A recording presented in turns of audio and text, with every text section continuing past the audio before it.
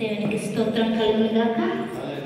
39వ కీర్తన నేను చెప్తాను, నాతో పాటు చెప్పండి. ప్రతి నోట కూడా ఆయన వాక్యము ఉచ్చరింపవలసిన వారమై ఉన్నాము.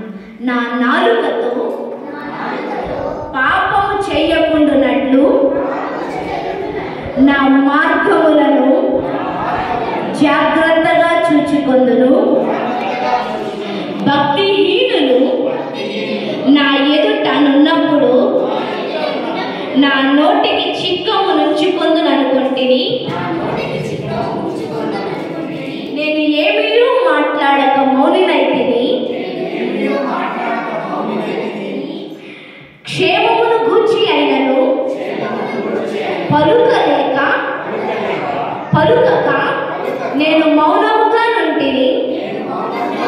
అయినను నా విచారం అధికమాయను.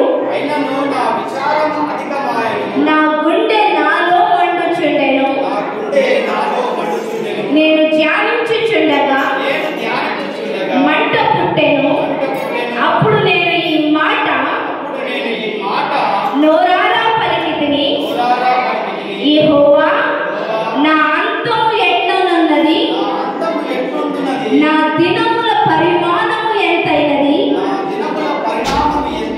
నాకు తెలుపుము. నా ఆయువు ఎంత అల్పమైనదో నేను తెలుసుకొనగోరుచున్నాను. నా దినముల పరిమాణమును నీవు బెత్తడంతగా చేసి ఉన్నావు. నీ సన్నిధిని నా ఆయుష్కాలము లేనట్లు ఉన్నది. ఎంత స్థిరుడనైనను ప్రతివాడును కేవలం వట్టి ఊపిరి వలెనున్నాడు. మనుషులు వట్టి నీడ వంటి వారై తిరుగలాడుదురు. వారు తొందరపాటు గాలికే కదా వారు ధనము కూర్చుకొందురు గాని అది ఎవరికి చేజిక్కునో వారికే తెలియదు. ప్రభువా, నేను దేని కొరకు కనిపెట్టుకొందును?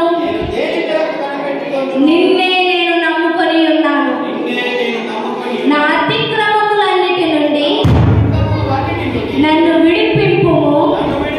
నీచులకు నన్ను నిందాస్పదముగా చేయము. దాని చేసినది నీవే కనుక నోరు తెరవక నేను మౌనినైతిని. నీవు పంపిన తెగులు నా మీద నుండి తొలగింపుము. నీ చేతి దెబ్బల వలన నేను క్షీణించుచున్నాను. దోషమును బట్టి నీవు మనుషులను గద్దింపులతో శిక్షించినప్పుడు చిమ్మెట కొట్టిన వస్త్రము వలె నీవు వారి అందము చెడగొట్టుదువు. నరులందరూ వట్టి ఊపిరి వంటి వారు. యెహోవా, నా ప్రార్థన ఆలకింపుము. నా మొరకు చెయ్యొగ్గుము. నా కన్నీళ్లు చూచి మౌనముగా నుండకుము. నీ దృష్టికి నేను అతిథి వంటి వాడను. నా పితరులందరి వలె నేను పరవాసినై ఉన్నాను. నేను వెళ్ళిపోయి లేకపోవు మునుపు నేను తెప్పరిల్లునట్లు నన్ను కోపముతో చూడకుము. దేవుడి కొద్ది వాక్యమును వారి వినికిడిలో దీవించునుగాక. కూర్చుందామండి మనం. రేపు ఇక్కడ ముందు నుంచి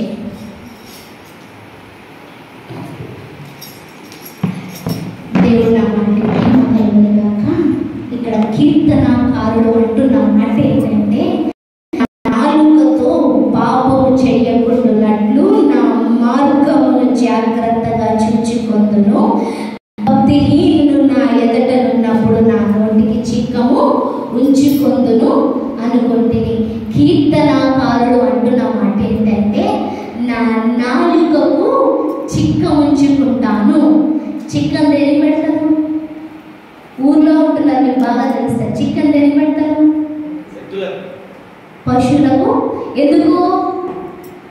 ఎందుకు పెడతారు అంటే పచ్చగడ్డి వేస్తున్నప్పుడు పురుగులు కానీ పుట్రలు కానీ నోట్లోకి వెళ్ళి అపాయం రాకుండా ఉండునట్టు ఏం చేస్తారు? చిక్కం పెడతారు. ఇప్పుడు కీర్తనాకారుడు అంటున్న మాట ఏంటంటే, పాపము చేసేవారు నా చుట్టూ ఉన్నారు, చెడ్డ మాటలు పలికేవారు ఉన్నారు, అపవిత్రులు ఉన్నారు, అపవిత్రమైన పనులు చేసేవారు ఉన్నారు.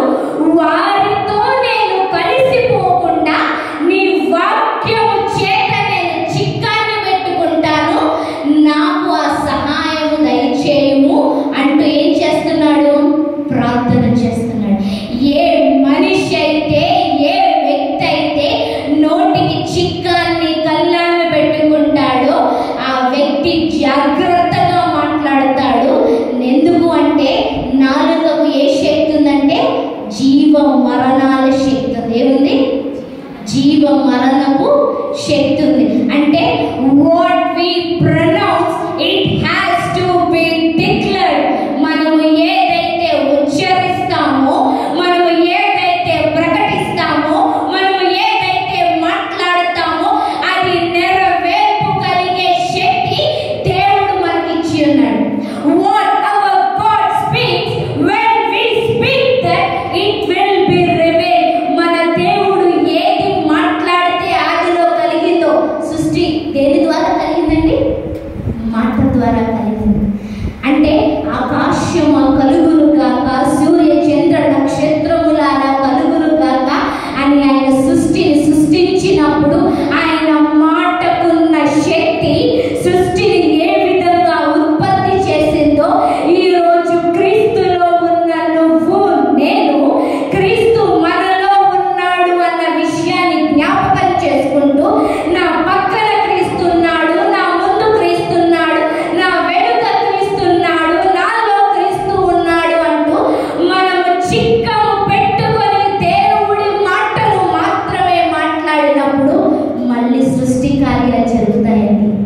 అంటే మళ్ళీ నువ్వు ఒక ఆకాశాన్ని సృష్టించాల్సిన అవసరం లేదు, నీ పక్కనున్న జీవితాలను బాగు చేయగలరు. మళ్ళీ చెప్తున్నాను, చాలా సృష్టి అంట ఆది యందు నిరాకారముగాను శూన్యముగాను అంధకార చీకటిలో ఉందంట. దేవుని ఆత్మ జలముల పైన అల్లాడుతుందంట. అంటే ఏంటి? ఆకారం లేదు, ఏం లేదు, వెలుగు లేదు. ఏ మనిషి కానీ ఏ పశువు కానీ నివసించడానికి యోగ్యత లేదు. కానీ దేవుని మాట వెళ్ళినప్పుడు ఆకారం కలిగింది, శూన్యంలో సమస్తం వచ్చింది, వెలుగు వచ్చింది. మనుషుడు కానీ జంతువులు కానీ వృక్షాలు కానీ నివసించటానికి యోగ్యమైన భూమి ఏర్పాటు చేయబడింది. ఈ రోజు అదే దేవుణ్ణి నువ్వు నేను కలిగి ఉన్నాం గనక ఆ దేవునితో సహవాసంలో, ఆ దేవుని మాటలు విన్నవారమై ఉన్నట్లయితే మనము పలికితే కూడా శూన్యంగా ఉన్న జీవితాలు మారుతాయి, చీకటిలో ఉన్న జీవితాలు వెలుగుతో నింపబడతాయి. ఆకారమే లేదన్న జీవితానికి ఆకారం ఏర్పడుతుంది. మీ గ్రామంలో చాలా మంది జీవితాలు చెదరగొట్టుబడి ఉన్నాయి, చెడిపోయి ఉన్నాయి, పాడైపోయి ఉన్నాయి, తాగుబోతులుగా ఉన్నారు. అసలు రేపేంటో ఎల్లుండేంటో జీవితం ఏంటో తెలియని ప్రశ్నార్థకంగా ఉన్నారు. కానీ ఈరోజు దేవుడు అంటున్న మాట, నా రూపంలో తయారు చేసుకున్న నీవు, క్రీస్తు రక్తము చేత కడగబడి మందిరానికి వచ్చిన నువ్వు నా వలె మాట ప్రకటిస్తే, నా వలె దేవుని వాక్యాన్ని వివరించటం మొదలు పెడితే, నాలా దేవుని వాక్యాన్ని విడుదల చేస్తే వారందరికీ కొత్త రూపం కలుగుతుంది, వారందరికీ విడుదల కలుగుతుంది, వారందరి జీవితాలు సున్నితంగా మార్చబడతాయి. ఈరోజు నీ జీవితం ఏదో అయిపోతుందని చెప్పట్లేదు, కొంతమంది జీవితాలను నువ్వు మార్చడానికి దేవుడిని నీకు తీసుకొచ్చాడని చెప్తున్నాను. అర్థమవుతుంది నేను చెప్తున్నాను? నీ జీవితం బాగుపడుతుంది, నువ్వు ఎదుగుతావు, నువ్వు విడుదల పొందుతావు అని చెప్పట్లేదు. నువ్వు ఈ మందిరానికి వచ్చి అడుగు పెట్టినప్పుడే నీ బాధలన్నీ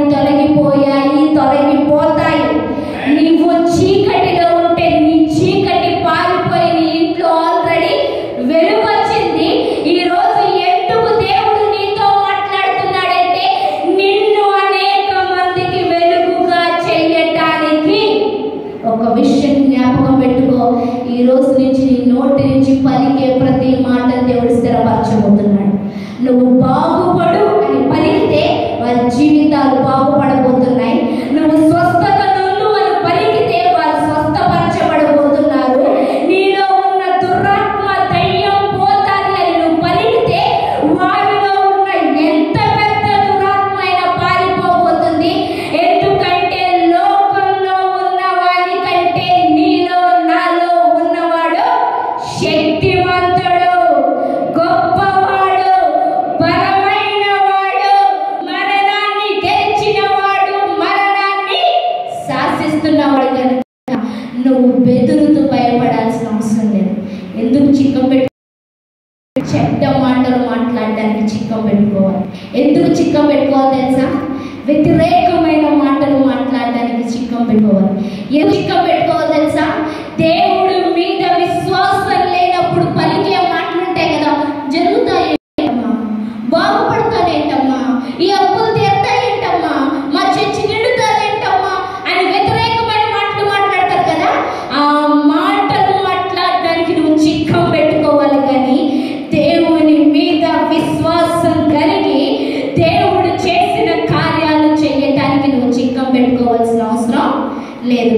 ఇక్కడ ఆయన అంటున్న మాట ఏంటి అంటే, నా గుండె నాలో మండుచుండెను, నేను ధ్యానించుచుండగా మంట పుట్టెను, అప్పుడు నేను ఈ మాట నోరారా పలికితిని, యెహోవా నా అంతము ఎట్లుంటున్నది, నా దినముల పరిమాణము ఎంతైనది నాకు తెలుపుము, నా ఆయువు ఎంత అల్పమైనదో నేను తెలుసుకొనా కోరుచున్నాను. కీర్తనకారుడు అంటున్న మాట, నాలో ఏదో మంట రగులుతుంది, నాలో ఏదో తృష్ణ, ఏదో చెయ్యాలి అన్న తపన నా గుండెలో రేగుతుంది. నేనేం చెయ్యాలో నాకు తెలియట్లేదు. నా ఆయుష్ ఎంతయ్యా, నా ఊపిరి ఎంతయ్యా, నా దినముల పరిమాణపు లెక్క చెప్పు, తద్వారా నేను నీ కోసం ఏదైనా చెయ్యగలుగుతాను. దావీదులో ఒక తృష్ణ, ఒక మంట, ఈ ప్రజలకు దేవుణ్ణి చూపించాలి. ఈ ప్రజలకు జీవం కలిగిన దేవుడు, సైన్యములకు అధిపతి అయిన దేవుడు, ఈయన మాత్రమే రక్షించడానికి సామర్థ్యం కలిగిన వాడు అని చెప్పాలి అన్న బలం కలిగిన వాడు, కోరిక కలిగిన వాడు, తృష్ణ కలిగిన వాడు. అందుకంటున్నాడు, how many days are there for me, నాకు ఇంకెన్ని రోజులు ఉన్నాయి నేను సద్వినియోగపరచుకోవటానికి. ఈరోజు ఇక్కడున్న మీ అందరికీ కూడా దినముల పరిమాణం ఉంది, దినములకు లెక్క ఉంది, నీ ఆయుష్కు లెక్క ఉంది. ఈ ఆయుష్ని సద్వినియోగపరచుకోకపోతే దేవుడి ముందు నిలబడి, ప్రభువా నువ్వు ఇచ్చిన దినాన్ని నేను వ్యర్థపరిచాను, నువ్వు ఇచ్చిన ఆయుష్ని నేను ఉపయోగించుకోలేదు, నువ్వు ఇచ్చిన జీవిత శరీరాన్ని మహిమ కోసం వాడలేదు, వ్యర్థుడిగా బ్రతికానయ్యా అనేసి తలదించుకుంటాం.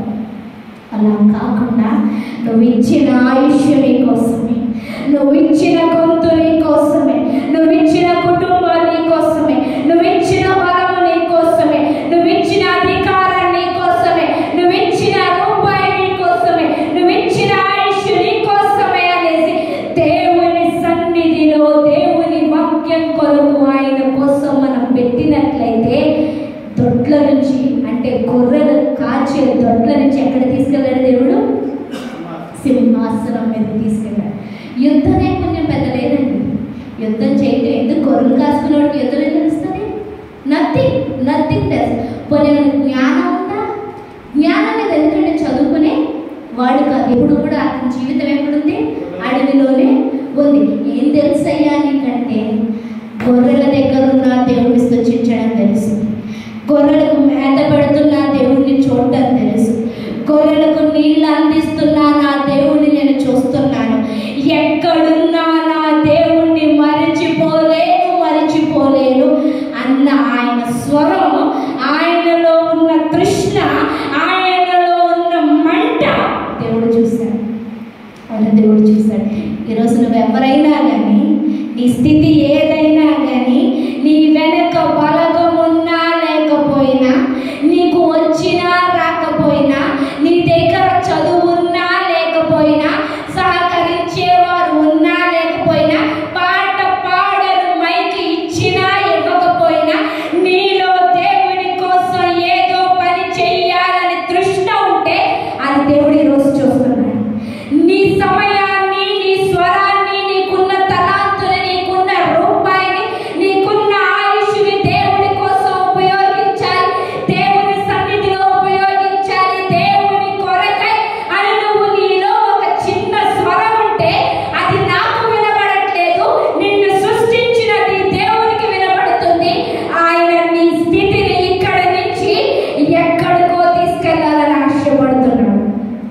ఎక్కడికో తీసుకెళ్లాలని ఆశపడుతున్నాడు.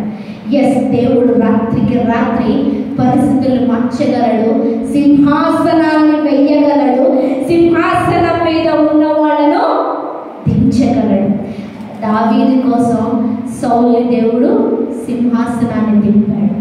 దర్యావేషుని పని చెయ్యట్లేదు, దేవుడి మాటకు అవమానంగా ఉన్నాడనేసి దానియేలుని హెచ్చరించడం కోసం దర్యావేషు రాజుతో అంటున్న మాట, మెనే మెనే టెకెలు పారసెన్, నీ లెక్క తూచగా అది తక్కువైనది గనక ఇక నువ్వు తూకంలో లేవు అనేసి దర్యావేషు రాజుని పక్కన పెడతాడు.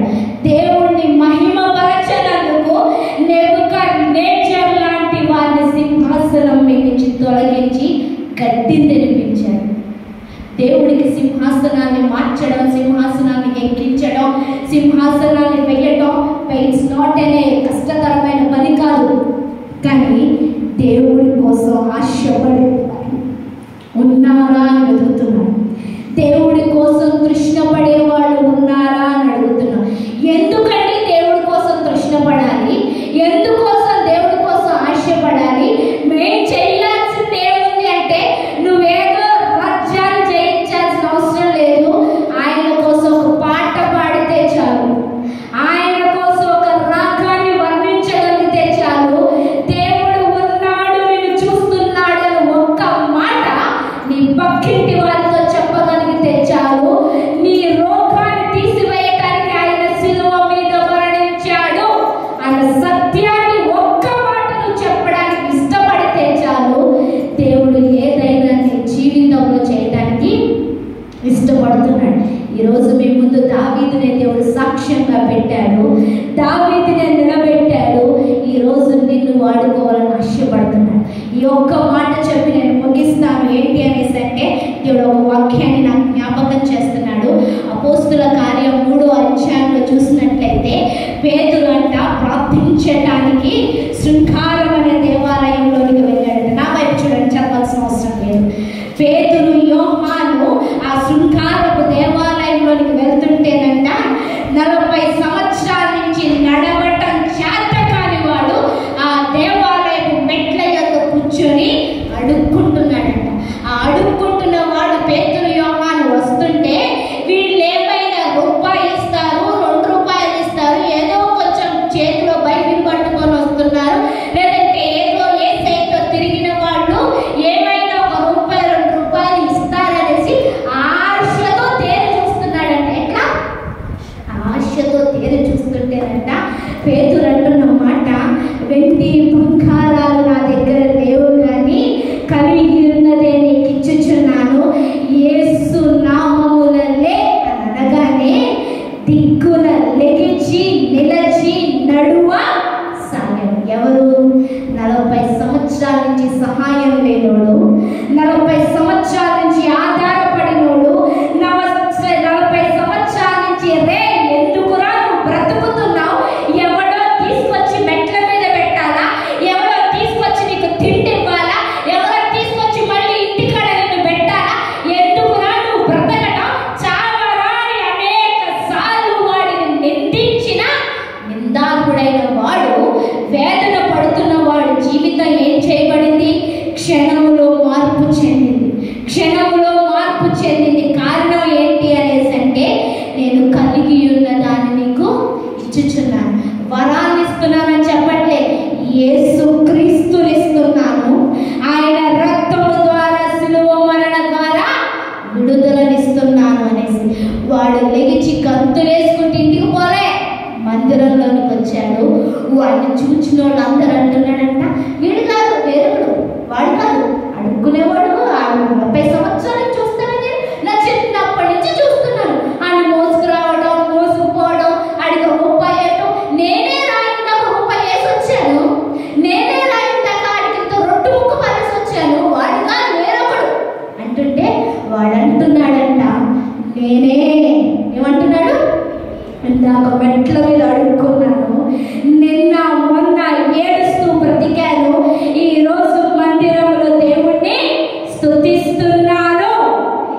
ఈరోజు మెట్ల మీద అడుక్కుంటున్న వారి జీవితం వలె నువ్వు విడుదల పొందావని చెప్పడానికి నేను రాలేదు. ఆ మెట్ల మీద పేతురు నిలబడి, నేను కలిగి ఉన్న దాన్నే నీకు ఇచ్చుచున్నాను, యేసు నామమున లే అని పేతురు ఎట్లాగైతే అన్నాడో, ఆ పేతురు వలె దేవుడు నిన్ను నన్ను ఏర్పరచుకున్నాడు. పేతురు చేపలు పట్టుకునేవాడండి, పామరి, విజయలేనోడు, కానీ కలిగి ఉన్నదంటే యేసును గట్టిగా పట్టుకున్నాడు. ఆ బలం తనని నిలబెట్టింది. యేసును గట్టిగా పట్టుకున్నాడు, అది స్వస్థపరిచేలా చేసింది. యేసుని గట్టిగా పట్టుకున్నాడు, అది జీవితాలను మారుస్తుంది. యేసుని గట్టిగా పట్టుకున్నాడు, మంచం మీద రోగగ్రస్తులైన వారి మీద పేతురు నీడ పడినప్పుడు బాగుపడ్డారు. పేతురు యేసుని గట్టిగా పట్టుకున్నాడు, చచ్చిన తబిత తిరిగి లేచింది. పేతురు యేసుని గట్టిగా పట్టుకున్నాడు, వేల సంఖ్యలో ప్రజలు మార్పు చెంది సంఘాలు స్థాపింపబడ్డాయి. ఈ రోజు అదే యేసును నువ్వు గట్టిగా పట్టుకున్నట్లయితే, అదే యేసయ్య నాలో నీలో ఉన్నాడు అని నువ్వు గుర్తించగలిగితే, అదే యేసు నామాన్ని నోటి నుంచి ఉచ్చరించగలిగితే, అదే యేసు నామాన్ని గురించి నువ్వు పాడగలిగితే, అదే యేసయ్య మా ఊరిలో, మా ఇంటి పక్కన, మా ఇంటి ముందు ఈ పాడైపోతున్న జీవితాలను బాగు చేయగలడు అని నువ్వు ప్రార్థన చేయగలిగితే, ఆ పేతురు ద్వారా అద్భుతాలు చేసిన దేవుడు నీ ద్వారా, నా ద్వారా, ఇదే గ్రామంలో నిన్న మొన్న నువ్వు పాడైపోయే జీవితాన్ని చూసావే, వారిని బాగు చేయడానికి దేవుడు ఇష్టపడుతున్నాడు. వారిని బాగు చేయడానికి ఈరోజు యేసయ్య దిగొస్తాడని చెప్పట్లేదు, ఆల్రెడీ వచ్చేసాడమ్మా, నీలో ఉన్నాడమ్మా అని చెప్తున్నాడు. ఈరోజు ఎవరో వచ్చి మీ ఊరిని బాగు చేస్తారని చెప్పట్లేదు, నీ ద్వారానే దేవుడు నీ కుటుంబాన్ని బాగు చేస్తాడని చెప్తున్నాను. నీ ద్వారానే నీ పక్కింటి అమ్మను అయ్యను మారుస్తాడని చెప్తున్నాను. నీ ద్వారానే ఈ గ్రామంలో గొప్ప రక్షణ సువార్త సునాదాలు వినబడతాయని చెప్తున్నాను. పేతురు ఆ దేవుడిని గట్టిగా పట్టుకున్నాడు. ఈరోజు మనం పట్టుకోవాలి. అందుకే దావీదు అంటున్న మాట ఏంటి అంటే, నా దినముల పరిమాణపు లెక్కెంతో చెప్పు, నా గుండెలో మంట పుట్టుచున్నదే. ఈరోజు మంట నీలో పుట్టాలని దేవుడు ఆశపడుతున్నాడు. ప్రార్థించాలి అన్న మంట పుట్టాలని ఆశపడుతున్నాడు. ఇతరుల కొరకు ప్రార్థించాలి అన్న మంట రావాలి.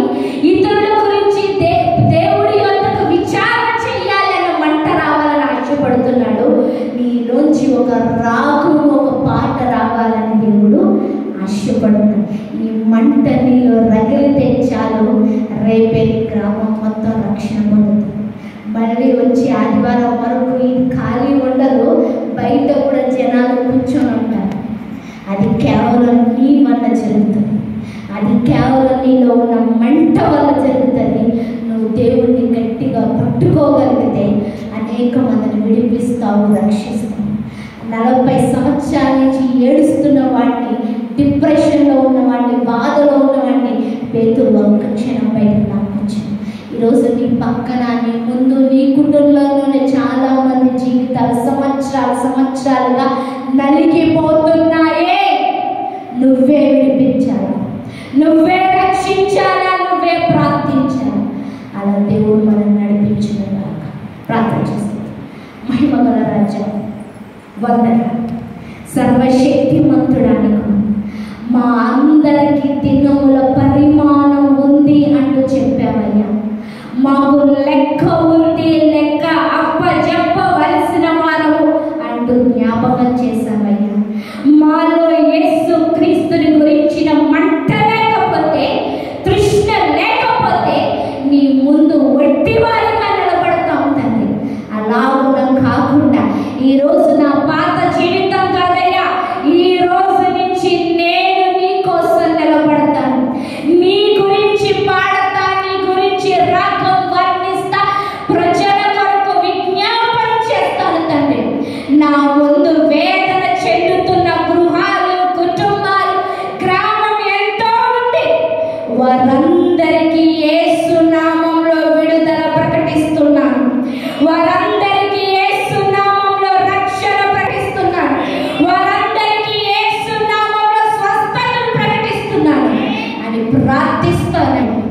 విడుదలిస్తాను పేతురు అని. నీ కోసం నీలాగా పేతురులాగా కలిగి ఉన్నదే ప్రజలకు నేను ఇస్తాను తండ్రి. అలాగున నిలబడతానంటూ అయ్యా ఇక్కడ ఉన్న వారిని సంఘాన్ని జ్ఞాపకం చేసుకోమంటూ యేసు క్రీస్తు నామంలో ప్రార్థిస్తున్నాను తండ్రి. ఆమేన్. దేవుని నామానికి మహిమ కలుగుగాక. మీకు వందనాలు.